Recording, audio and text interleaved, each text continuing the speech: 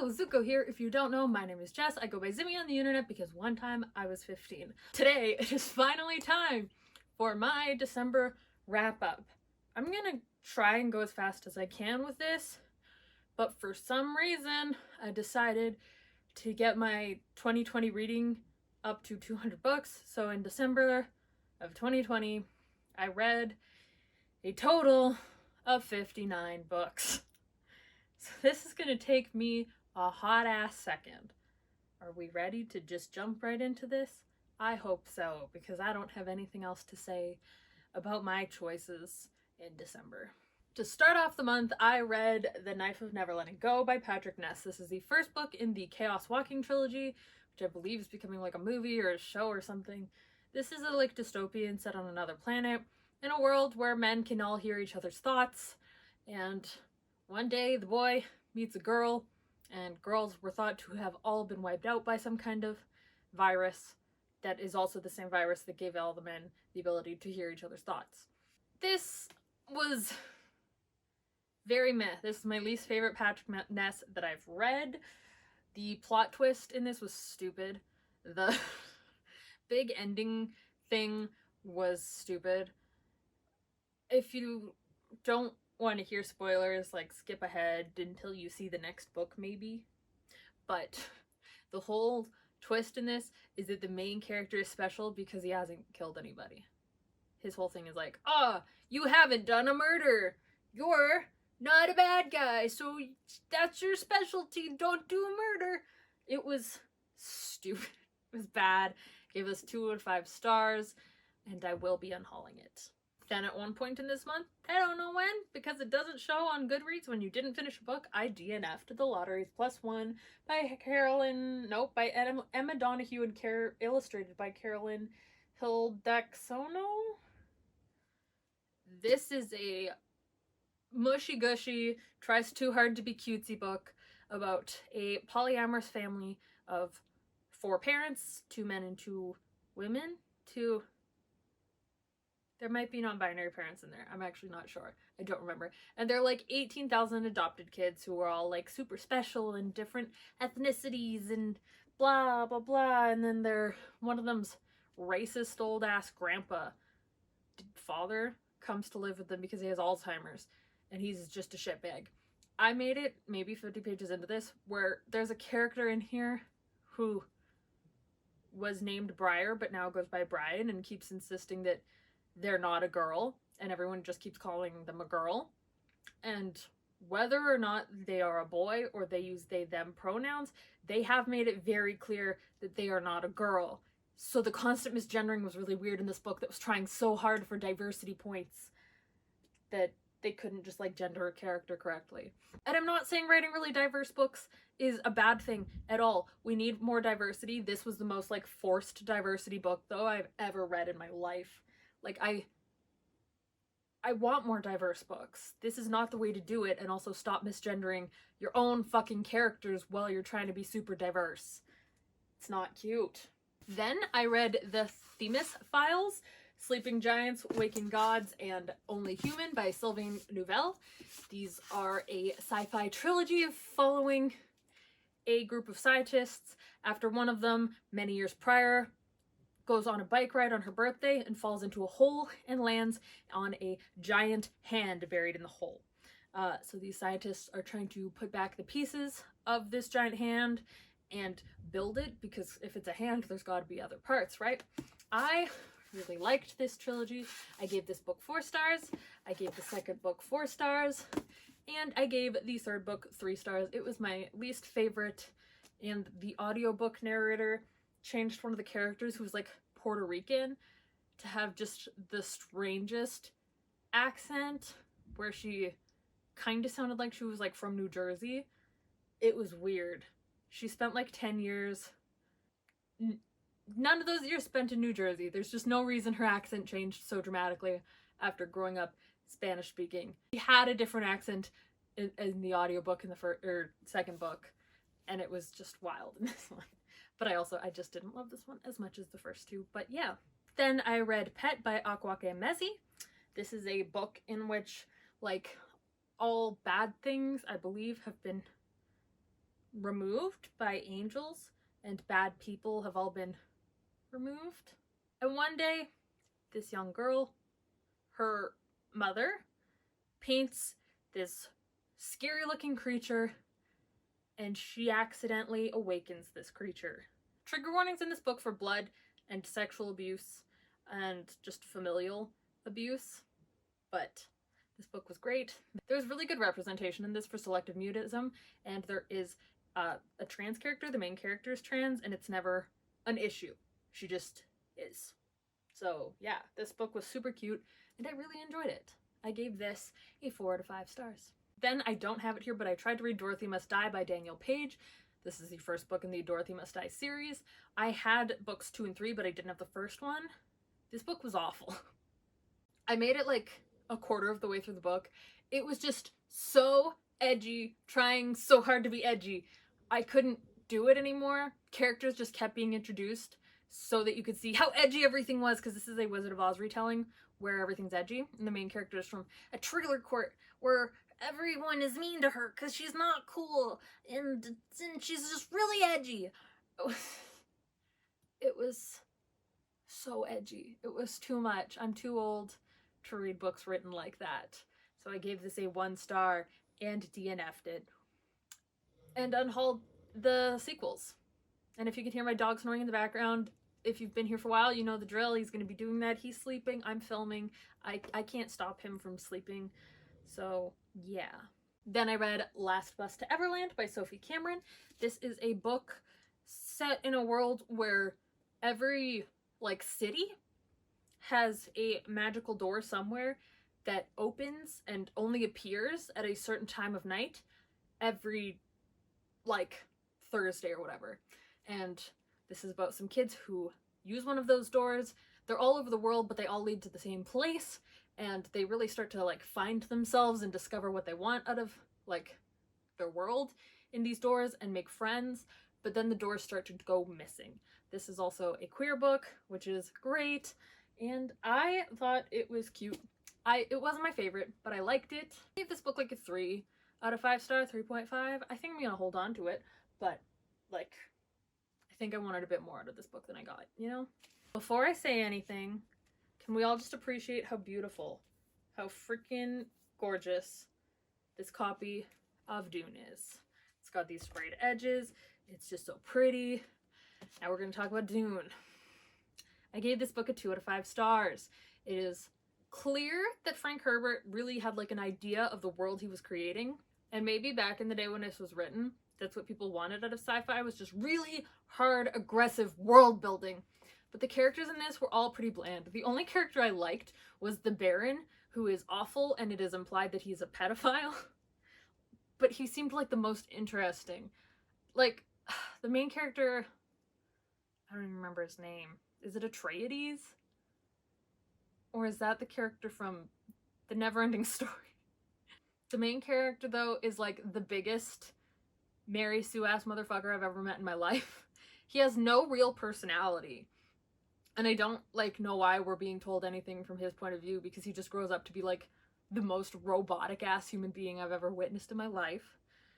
And this book was a whole lot of, nothing really happening, because it was so focused on, the technicalities of the world building. I'm going to maybe give this book another try, because I own this beautiful copy that's beautiful, but I didn't like this book from my first read through, and that makes me very sad, but I'm not getting rid of it because it's a very pretty book. Then I read the entire Raven cycle by Maggie Stiefvater. So that's The Raven Boys, The Dream Thieves, Blue Lily, Lily Blue, and The Raven King. I gave each of these books 4 stars because they were great. Everyone talked so highly of these books, and I had read Maggie Stiefvater standalones before this. I read The Scorpio Races and all the Wicked Saints, and I didn't like them. So when I started these, I fully expected to get through the first one and not enjoy it and then unhaul the series. But I really liked it. Everyone was right. These are good. These are definitely more still character-based than plot-based. They're character-driven, which is what I expected out of Maggie Stiefvater's writing. But I didn't care because I loved all of the characters. So these were a solid 4.5 star series for me. And I really enjoyed them. Then I read the first 2 books in the Darren Shan Cirque du Freak series. There are 12 books in all. I owned them all, but I only read these 2. This is Cirque du Freak and the Vampire's Assistant. This book kept talking about how a spider was poisonous. Spiders are venomous. It was fully talking about how if the spider gets you, you die. Oh, that's wrong. It really bothered me. Like, there were just a lot of things that were just objectively wrong in this book. It was also just written very childishly, but I think it's supposed to be because the main character is like 12. Fine. I gave this like a 3 out of 5 stars because it was like an interesting enough beginning to the series. But then I watched the Vampire's Assistant movie that came out in 2009. I liked that movie enough that I had bought it on iTunes when it came out on DVD, I guess, and I haven't watched it since. Awful. Totally garbage movie. It's so 2009. The shots are wild. Josh Hutcherson's acting in it is not good. Anyway, then I read the sequel, which is The Vampire's Assistant. This book was the main character, Darren. Like, these books are supposed to be written by Darren, you know. This book was him spending the whole time talking about how he absolutely could never ever drink human blood, even if it makes him really sick. Even though in the first book he drank human blood. And then that's when I was like, I'm done. I don't trust that there's not just going to be nothing but inconsistencies in this book. I'm not that interested. I don't really care. There was nothing about these that I was like super invested in. And they also kept talking about how snakes were slimy. Snakes are not slimy. I don't know, these books feel like they didn't go through an editor. It was weird. I didn't like them. So I will not be continuing on with the series, and I'm going to be unhauling the entire thing, including these 2. Then I read The Bone Gap by Laura Ruby. This is apparently a Hades and Persephone retelling, but not. It was weird. It was bad. I didn't really want to pay attention because I didn't know or care what was going on, but there's a girl who gets kidnapped. I don't know. I like the cover. I couldn't tell you what happened in this book because I didn't care. I gave this a 2 out of 5 stars. My rating just says no thank you. And that's how I felt about this book. This book was a big old no thank you. Then I read School for Good and Evil, which everyone raved about this book, like it was really good. And I read it. And it was just like a lot of talk about how pretty like 12-year-olds are, which was kind of weird. And it was just so focused on like good people are pretty and bad people are ugly, and it was weird. And like, I don't know, there was so much focus on appearance, and then you learn it's written by a man, and you're like, oh, that's why the girls are so one-dimensional and only care about appearance? That makes so much more sense. Like, I don't mind playing around with stereotypes. That's fun. That's what stereotypes are for, as long as they're not being harmful. But this book was just about straight relationships that didn't make any sense, and how pretty tweens were. And I couldn't care. It wasn't good. If you don't know, these books follow like a world in which a good and a bad child are taken to these schools for good and evil to become fairy tale heroes or villains. But the main characters in these, like the really pretty one who thinks she's gonna be good goes to evil, and the ugly one goes to good. It's very predictable. It wasn't good. And there was just so much focus on appearance. It was wild. Like, is that how men think that women act? Is this how men think that 12-year-olds act? I don't know anyone who acts like this. It was weird. I wouldn't give this to a 12-year-old. I don't think this is good. Then I finally got around to reading Jane Unlimited by Christian Kishore. I gave this book a 3 out of 5 stars. I really enjoyed the first 60% of this book. This book deals with like kind of alternate timelines, or like what would happen if you did X moment differently. And I liked the first like 60% of this book, where the stories that were being told were really interesting. And then it got too like sci-fi absurd that I just wasn't vibing with it anymore, or I would have like given it a higher rating. But I really liked the first half-ish, so I'm gonna be keeping this.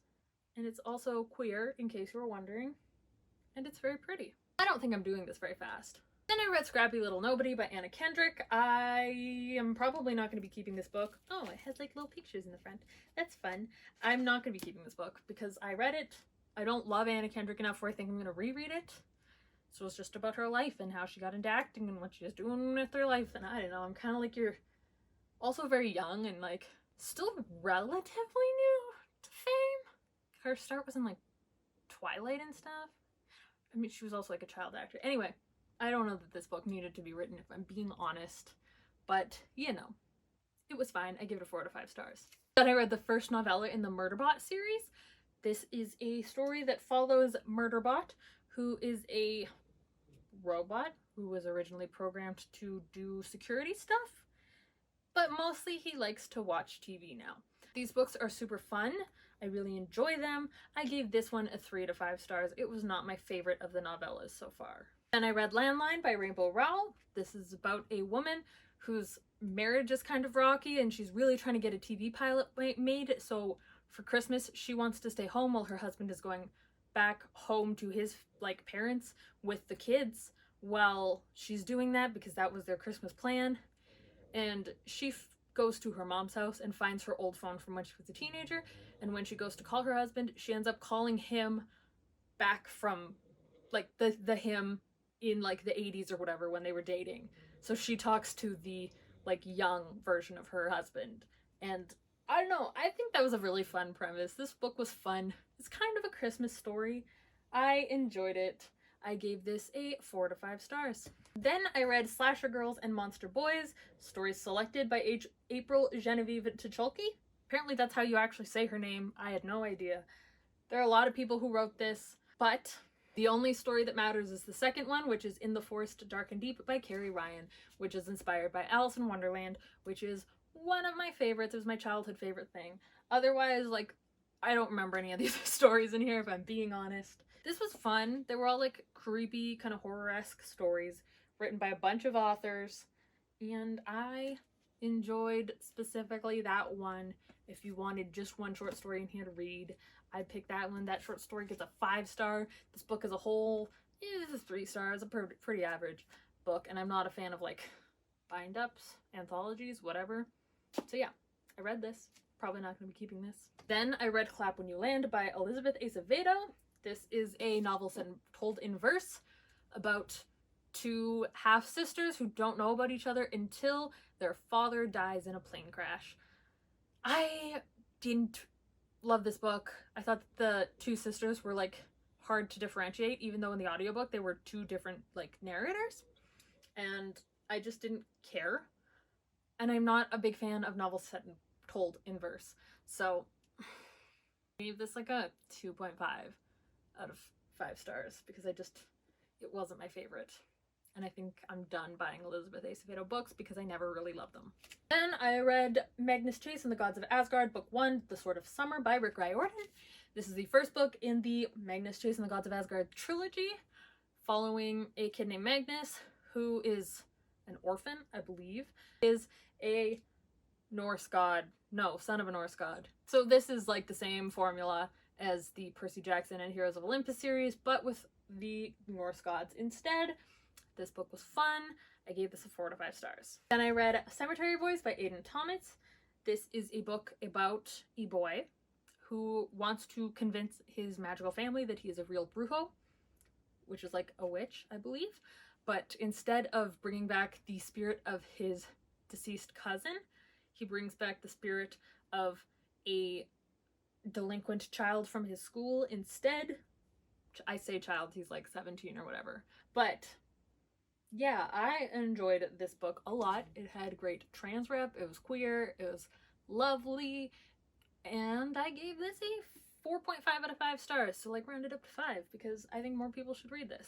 Then I read A Deadly Education by Naomi Novik.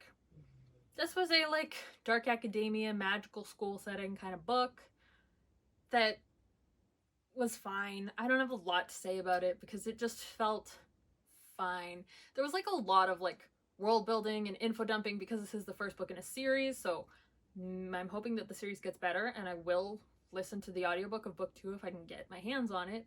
But it was like nothing special to me, you know? This was my first Naomi Novik book I've read. I'm not sure if I'm missing out on anything by not reading her other books. I gave this book a 3 star. Then I read Quarantine the Loners by Lex Thomas.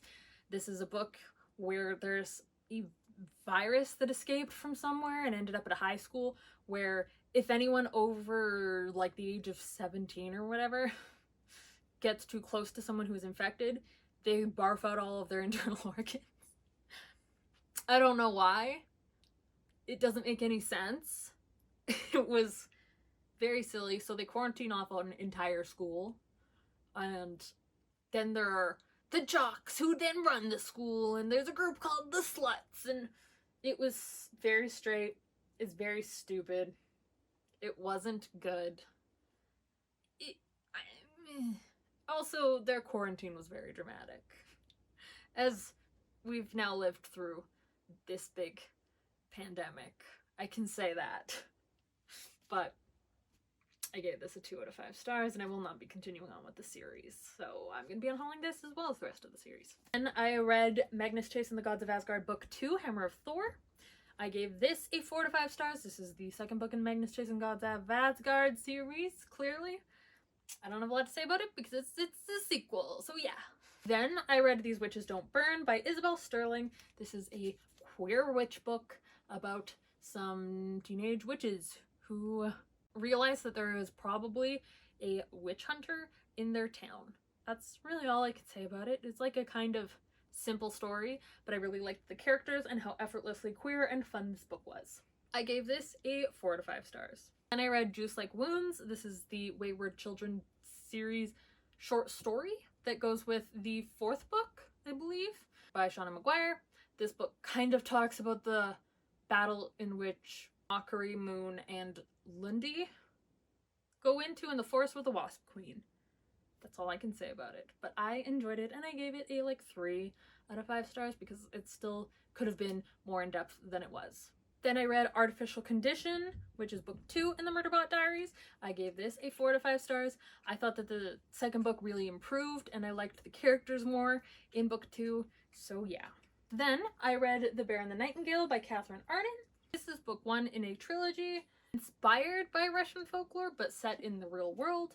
I was kind of hoping for more Russian folklore in it, but that's fine. I did enjoy it nonetheless.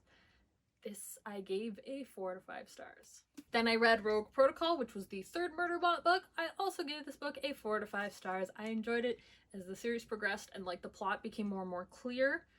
I'm really liking these books so far. And I read Ship of the Dead, Magnus Chase and the Gods of Asgard book 3, 3rd book in that trilogy.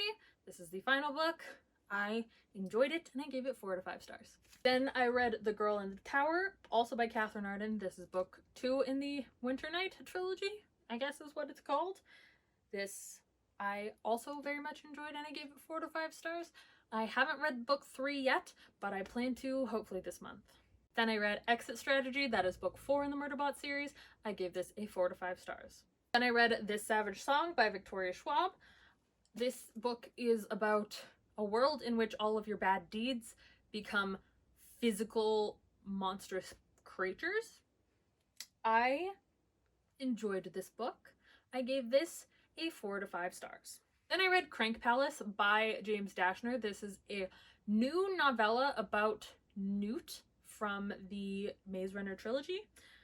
I gave this a 2 out of 5 star, but I'm gonna try and give it a re-listen because maybe I'm missing something because I wasn't paying attention as well as I could have, or maybe it just wasn't as good as other people say to me, but I am willing to give it another try because I genuinely might have just stopped paying attention. I'm gonna be honest, that's a thing I do. Then I read Our Dark Duet by Victoria Schwab. This is the sequel to The Savage Song. I gave this a 3.5 stars. I didn't like this book as much as the first one. There were characters that were introduced that I didn't think were explored nearly enough. The characters just didn't feel as interesting. It was an okay book, but I just didn't like it as much as the first one, which kind of sucks. So yeah. Then I read White Cat. This is the first book in the Curse Workers trilogy by Holly Black. I gave this a 3 to 5 stars. This is a book set in a world where there are some people who can do curse work, which is like magic, but anytime they use their specific skill, they get blowback. So there are people who are memory workers who can change your memories, but as they change your memories, they lose some of their memories as well. It's an interesting premise, but I didn't love the execution as much as I was expecting. I have really liked Holly Black's Fae books, but this one just wasn't written as strongly, in my opinion. So yeah, 3 out of 5 stars for this one. Then I read its sequel, and I gave this a 3 out of 5 stars as well. Ooh, then I read Wonder. This is like a 1.5 star book. This is by R.J. Palacio. This is about a kid growing up with a facial deformity going to public school for the first time. This is one of those books that like really just wants to be inspiration porn on how like disabled people should be treated like human beings. Which is not something you should have to write a big inspiring book about. The inspiring thing also is just that people become nice to him. Nothing inspiring happens, but they really just want you to like be like, oh my god, he's a person too, even though he looks different. There's also a really weird focus. Like more than once, they were talking about like, oh, if I was reincarnated, I wouldn't look like this anymore. Or, oh, if I went to heaven, I wouldn't have to look like this. There was so much focus on, Augie, if you just died, you wouldn't be ugly. And that made me feel gross. Like, this book was handled poorly. I believe it was written by someone who doesn't have any experience with, like, disability and didn't talk to anybody with similar deformities to August. And it just showed that this was fully inspiration porn.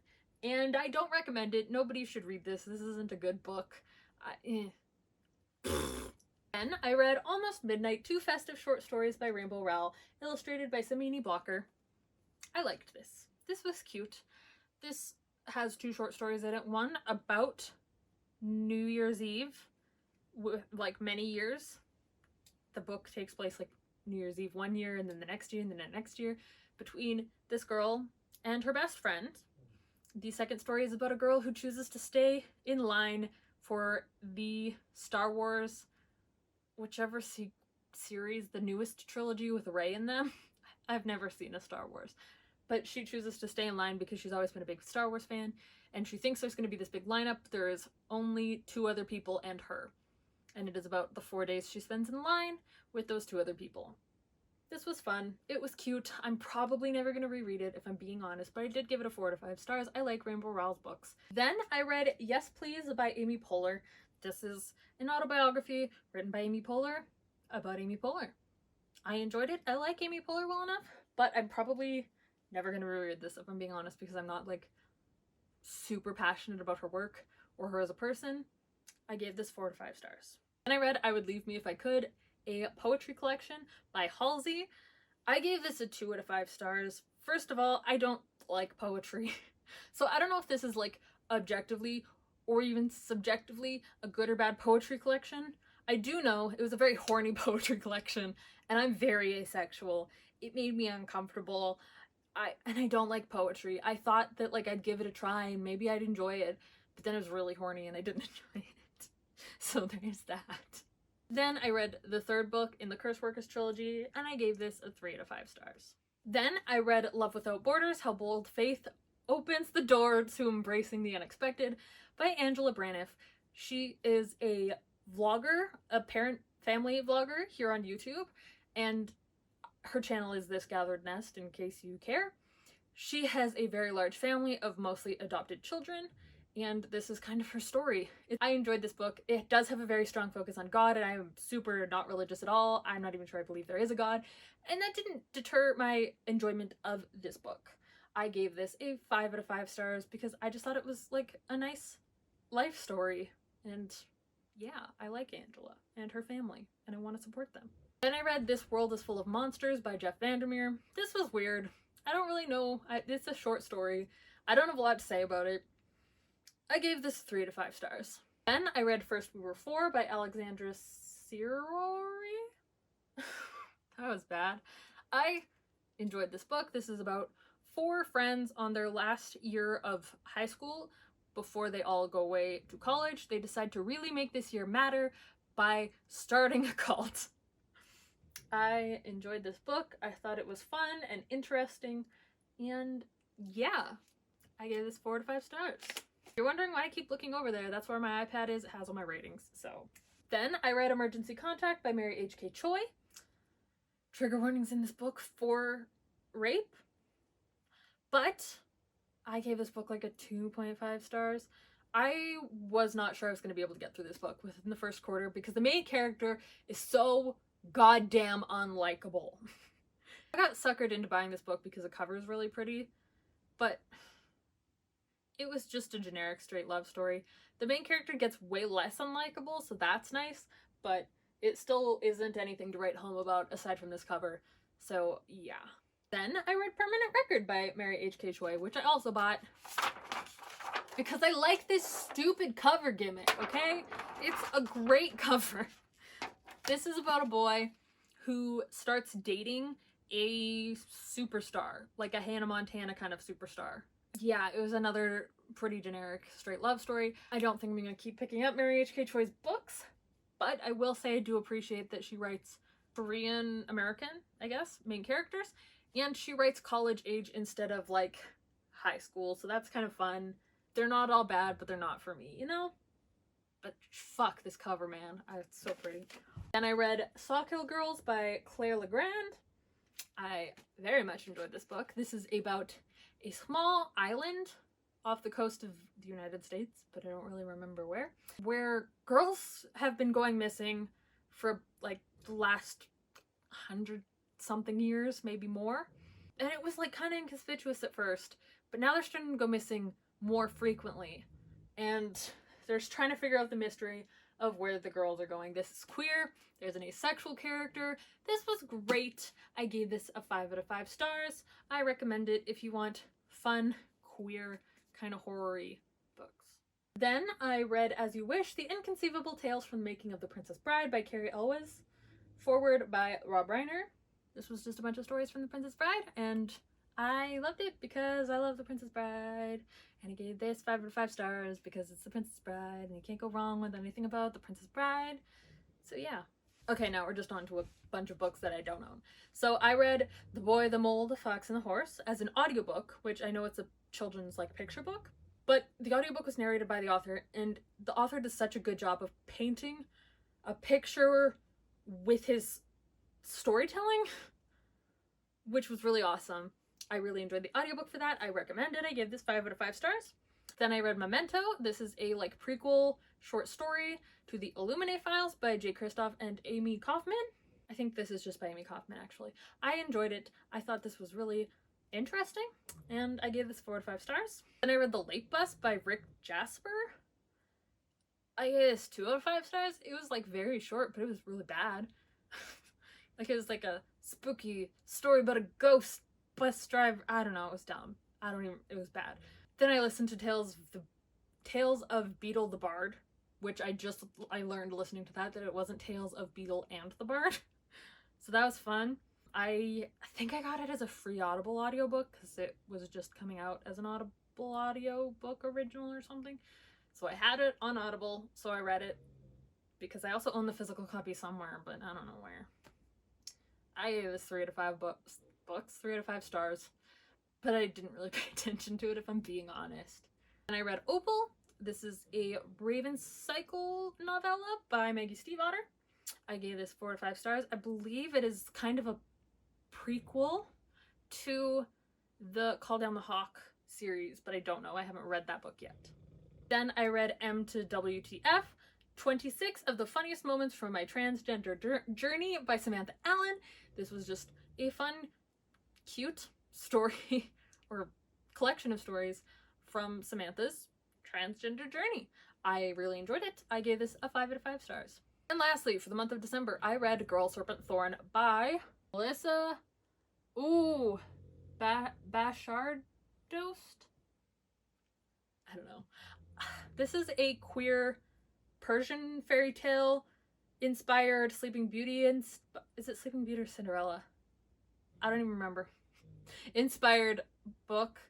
I guess everyone says it has fairy tale vibes.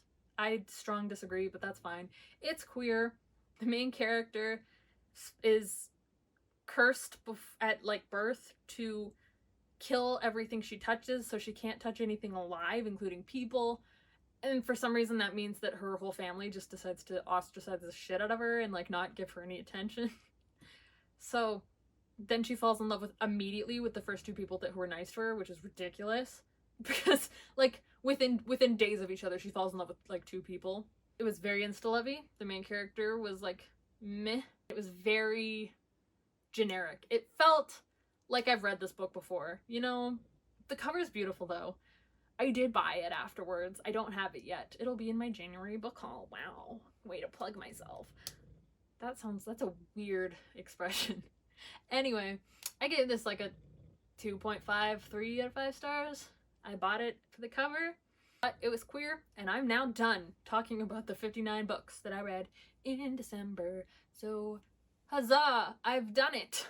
Let me know down below your favorite and or least favorite book that you read in December, and I will see you whenever I do my next video.